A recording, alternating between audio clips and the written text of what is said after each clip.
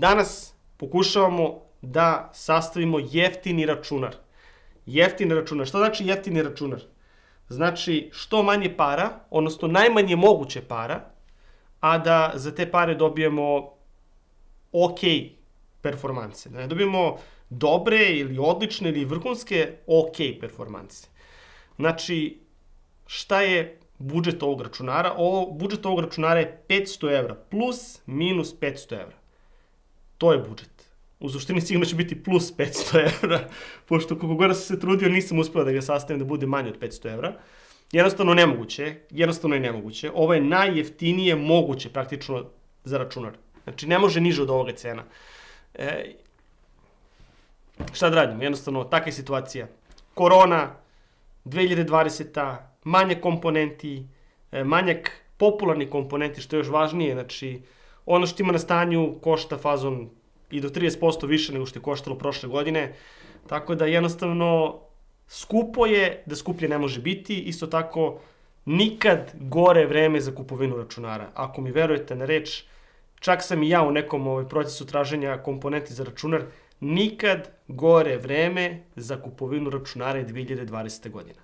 Mnogo je faktora zbog toga. Izašle su nove konzole koje su za svoju cenu ubitačne. S druge strane, računari koji za te pare praktično ne mogu ništa da ponude. Neću da kažem ne mogu ništa, mogu, ali nije to ono što smo mi očekivali, recimo da pogledamo par godina unazad. Jednostavno, nešto se dešava, ne znam da će to biti tendencija da u narednim godinama računari i sve ostalo bude sve skuplje i skuplje, a definitivno ide se ka tome. Tako da danas, evo, da se vratimo na temu, pokušavamo da sastavimo računar do 500 evra. U mom slučaju bit će malo više od 500 evra, ali cilj budžeta za ove računare je 500 evra, znači nekih 60.000 dinara. I ne mogu da opišem koliko je teško sastaviti računar za ove pare. Nevjerovatno je teško sastaviti računar za ove pare. Onaj ko može da sastavi računar za 60.000 dinara, kompletan računar, uključujući kućište, uključujući napajanje, on je bog, on je apsolutni bog, ja njemu skidam kapu. Po trenutnim cenama u Republici Srbiji, naravno želim da se ogradim, računar do 500 evra u prodavnicama u Srbiji. Znači, nikakav kupujem, prodajem, nikako ispod žita, nikako polovno. Nove komponente sa garancijom u Republici Srbiji za 500 evra, odnosno za 60.000 dinara, nekih otprilike 60.000 dinara, plus minus koja je 1000 gore. Nevjerovatno je teško.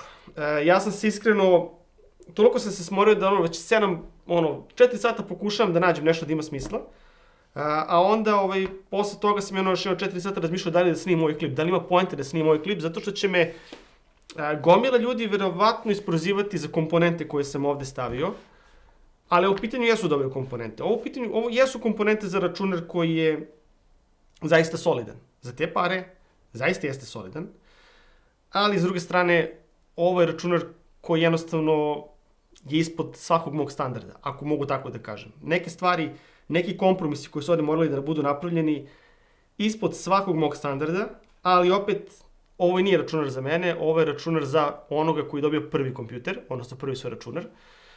Ovo je računar za roditelje koji su zaista na budžetu i kojima je i ovo previše, da se ne lažemo. I ova do 60.000 dinara i to je previše za njih. Tako da, zaista, ne očekujete mnogo od ovoga, ali će vas ispoštovati u nekim stvarima koje su osnove, ako mogu tako da kažem. Tako da, pre nego što budemo rekli koje je namene i šta se može raditi s ovim računarom, ajde da krenemo sa komponentama.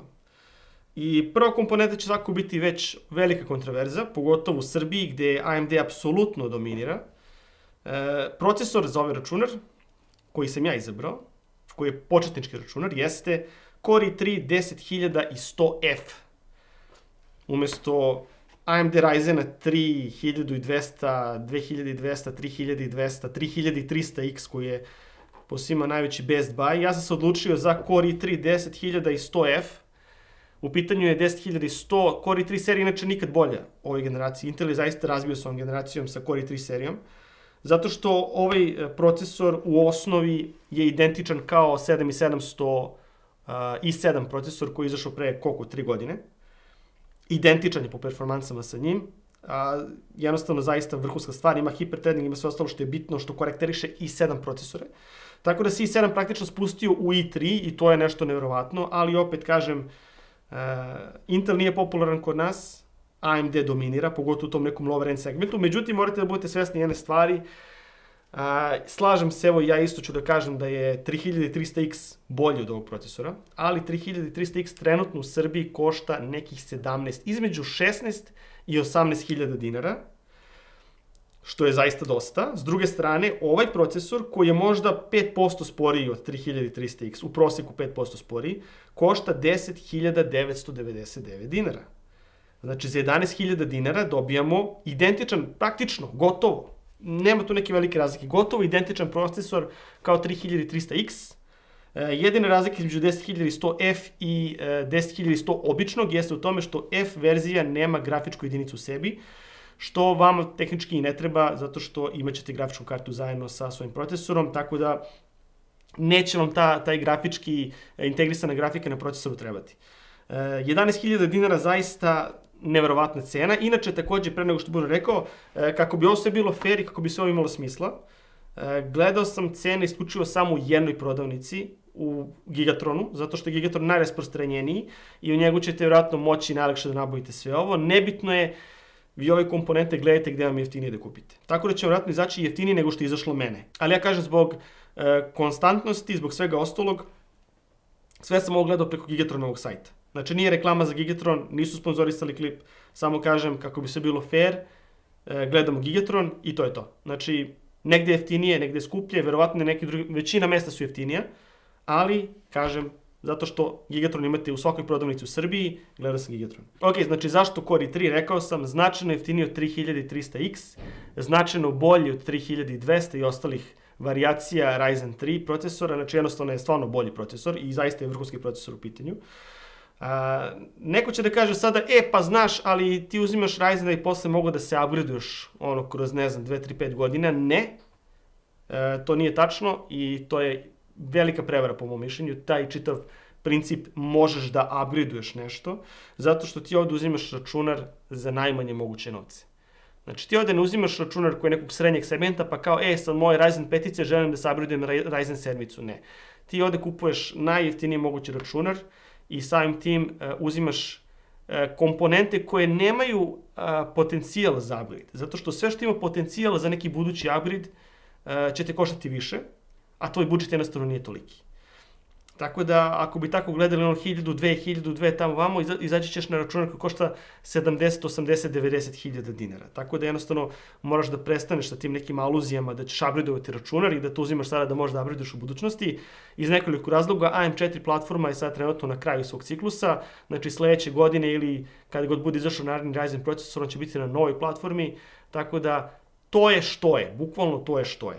Što se tiče ovog Intela, svakako nećeš moći da ga upgradeuješ, tako da uzimaš ga, to je što je i želiš da izvučeš maksimum iz onoga što je moguće izvući u ovom trenutku. A za danas sutra jednostavno skupljaš novac, pa kada budeš rešio da se upgradeuješ se ponovo. Ovo je prvi računar i nije realno pričati o nikakvim upgradeima kada pokušavaš da potrošiš najmanje moguće novca. Matična ploča. Matične ploče kod Intela univerzalno su identične, zaista nema neke velike razlike. U našem slučaju gledamo da uzmemo najjeftiniju ploču koja će da radi posao. U našem slučaju to je MSI B460M A Pro ploča.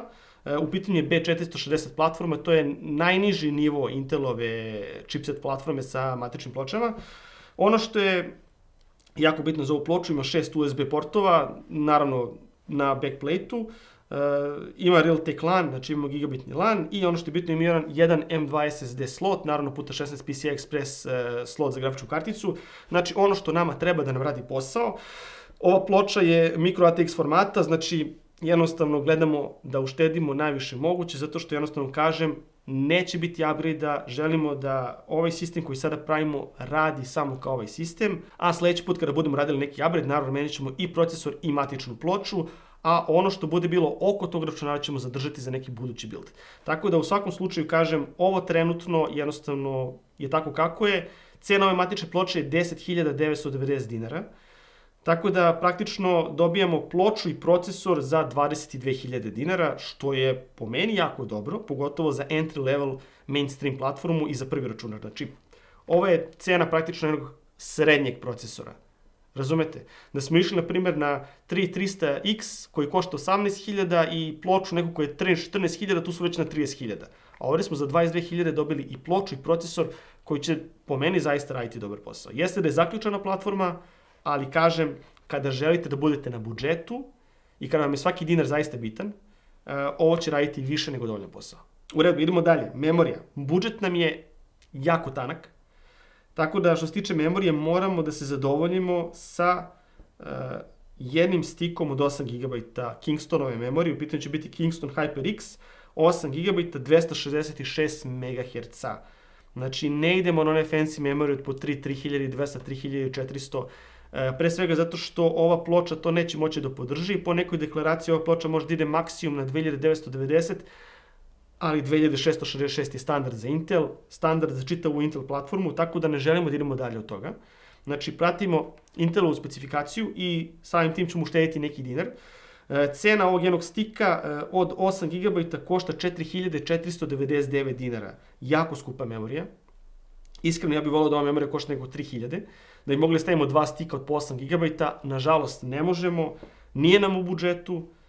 Trenutno se zadovoljavamo samo za 8 GB RAM-a, pa onda eto imamo taj neki upgrade path za, ne znam, mesec, 2, 3, da dokupimo još 8 GB RAM-a, da imamo 16 GB RAM-a na svom računaru, što je po meni minimalno, ali u ovom slučaju kad jurimo budžet, samo 8 GB RAM-a i to nam je ono da budemo baš onako na minimumu minimuma. Sad naravno ide najveći kompromis od svih, grafička karta. Ja sam zaista šokiran koliko su grafičke karte skupe, kada kupujemo nove naravno, kada kupujemo polovne, može se nađe nešto drugo, ali tema današnjeg klipa jeste novo, u garanciji, u domaćim prodavnicama. Vi jednostavno za ove pare ne možete ništa bolje da kupite. Gledao sam, razmišljao sam, ali izbor je na kraju pao na Asusovu grafičku kartu Dual GTX 1650 4 GB. Cena ove grafičke karte je 20.999 dinara. Ja iskreno za ovu kartu ne bih dao više od 15.000. Iskreno. 15.000 je maksimalna cena koju bih dao za ovu grafičku kartu. Ali jednostavno, to je što je. Generalno gledano, 1650 je bolja od 1050 Ti. Značajno bolja, znači nekih 15% je brža u igrama, tako da će raditi mnogo bolje nego 1050 Ti koja košta praktično identično kao ova karta. S druge strane, što se tiče RX 570 i RX 580, sporija je, ali ne toliko. Ajde da kažemo da je negde 1 na 1 sa RX 570 u tom nekim performansama, a opet RX 570 je dosta starija karta kao ono profilno, ovo ipak, ajde da kažemo, zamjena za 1050 Ti, tako da ono novija je karta, ako nešto drugo ima novu tehnologiju na sebi, bolji kodek i ostale stvari. Tako da jednostavno moj izbor pada na 1650 kartu. Sad mogu kažem, ko želi može da doplati, da uzme, ne znam, 570 ili 580 kartice koji su skuplji za 2, 3, 4 hiljade, ali ne. Budžet nam je takav kakav nam je, jer realno da imamo 4000 više, ja bih radio do 8 GB RAM-a, da se ne lažemo. Tako da takav nam je kakav nam je budžet, 20.999 dinara, srce me boli što moram to da kažem, ali to je grafička karta koju smo izabrali za ovaj build. Sad idemo dalje na SSD, odnosno na hard disk. Gledao sam cene hard diskova, gledao sam cene SSD-ova. Hard disk od terabajt košta 6000 dinara u prosjeku. S druge strane, ja sam želeo da napravimo kombo hard disk od terabajt i SSD od 120 GB, da na njemu bude naravno sistem i sve ostalo. Ispadne mnogo para, zato što su SSD-evi od 120 GB u prosjeku 3000 dinara. I onda kad uklopimo ono 6000 i 3000, ispadne nam 9000 za hard disk, odnosno za storage, što je previše. Tako da sam se odlučio da jednostavno izbacimo hard disk i da pojačamo SSD. Uzmemo SSD, na primjer, gigabajtov od 480 GB koji košta 7000 dinara, što je po meni najbolji mogući kompromis. 480 GB realno nije mnogo prostora, ali ipak SSD u pitanju, bit će mnogo brže, računar će se mnogo bolje ponašati, tako da smatram da je to korak u pravom smeru. 7000 dinara, s druge strane, nije baš ni najjeftinije, ali ja mislim da taj SSD će se preneti u naredni računar, neki budući build, tako da mislim da je to jako dobra investicija i da će to zapravo biti totalno ok ostaviti. I zbog toga mi nije žao dati 7000 za SSD, zašto zaista kažem, iskustvo i rad na računaru će biti neuporedivo bolji nego da radimo kombo HDD plus SSD. ili ostavimo samo HDD, tako da idemo na to. Ok, s time smo praktično dobili neki kostur računara, ali nismo završili naravno. Moramo da ceo te računar napajamo sa nečime, tako da gledao sam napajanja, tužno je, zaista je tužno, ali jednostavno tako nam je kako nam je. Odlučio sam se za neko napajanje koje će možda u nekoj budućnosti moći se prelije u neki naredni build. Tako da sam se odlučio za LC Power od 600 W koji košta 4999 dinara. Nije najsjajnije, ali za 5000 dinara ja mislim da ne možete bolje od toga da dobijete. LC Power je totalno korektno napajanje, koristio sam ga u nekim svojim prošlim buildovima, koristio sam ga u nekim buildovima koje sam pravio drugim ljudima. Nikada nije napravilo problem, nikada nije crklo, nikada nije ubilo komponente. Stoga mogu da kažem da je dovoljno dobro, da će raditi posao. Nije Cooler Master, nije sigurno Seasonic, nije čak ni Chieftec, ali zaista za ono što jeste, za novac koji nudi, pristojno napajanje, imamo 600 W što će nam biti dovoljno za neki naredni build. 5000 dinara za nešto će se preneti u neki drugi računar, totalno ok vrednost i može da ostane. I na kraju naravno ostalo nam je kućište, ja sam bukvalno pogledao najjeftinije kućište koje imaju, vidio sam neki MS Industrial Warrior, košta 2000 dinara, mislim kontam da je ono lim najgori mogući, da će da ne pričam šta, ali jednostavno moramo samo da stavimo komponente koje smo kupili u nešto. 2000 dinara je minimum, jednostavno to je minimum koliko možemo da platimo za neko kućište. Imam MS Industrial kućišta, koristio sam ih, radio sam u njima, ok su, za te pare zaista su ok, jednostavno ne možeš da čekuješ ništa spektakularno, ništa wow, rade posao, mislim da je u pitanju hrvatska kompanija, tako da zaista rade ok posao i mislim da ćemo moći sve to lepo da popakujemo na tako kućište. Ok, rekli smo sve što smo imali, koja je ukupna cena ovog računara? Ovaj računar po cenama na Gigatronovom sajtu, koje sam, kažem, uzeo kao referencu, vi nađete negde da jeftinije. Sigurno ćete moći da nađete mesto da će ponuditi bilo koji drugi komponenti za 500 do 1000 dinara niže. Znači, sigurno, pošto Gigatron je apsolutno najskuplji, to možemo svi da se složimo. Cena ovog računara je ispala 61.493 dinara. Znači, 61.493 dinara, što ti izađe kada pretvorimo u evre, 525 evra. Ok, ali šta može se očekuje od ovog računara? Zapravo možete očekujete dosta, zato što je ovaj procesor nekada bio najjači Core i7 procesor koji mogu da se kupi. Tako da ovaj downgrade i7 u i3 je po meni vrhunski potez od strane Intela i zaista jeste jako dobar procesor i moći ćete raditi na njemu sve bez ikakvih problema. Također nisam napomenuo, ali ovaj procesor dolazi sa svojim coolerom, tako da ne morate kupiti dodatni cooler za njega. Iako je poželjno, ne morate, kažem, trenutno smo na budžetu, tako da nam dodatni cooler apsolutno van svake priče. Ali da, znači, multimedija kompletno će raditi bez problema. Mainstream igre će raditi bez problema. Kad kažem mainstream igre, mislim na League of Legends, mislim na Counter-Strike Go, mislim na Valorant, mislim na Rainbow Six Siege, mislim na Fortnite, sve će raditi super. Pogotovo u kombinaciji s ovom grafičkom kartom koja je pristojna, zaista je pristojna, bolje od 1050 Ti, tako da imat ćete više frame-ova i mislim da ćete imati jako adekvatan gaming u 1080p rezoluciji. Znači neće to biti ništa spektakularno, ali većina naslova će raditi preko 60 frame-ova i to je ono za vas apsolutno ok. Što se tiče nekih zahtevnih igara, gledajte neki medium, znači neka medium podešavanja u 1080p rezoluciji, to je nešto što treba da gledate, znači adekvatno iskustvo, neće biti ono apsolutno katastrofa, radit će ova konfiguracija dosta vremena, verujte mi. Što se tiče neke dugoročnosti ovog računara, iskreno može da izdrži jedno 2 do 3 godine. Mislim da može da izdrži jedno 2 do 3 godine, zato što trenutno još uvijek smo u nekoj tranziciji gde se dosta računara i dalje vrti na 4 do 6 jezgra, tako da će ova kombinacija sigurno moći da izdrži 2 godine, ja sam apsolutno siguran u to.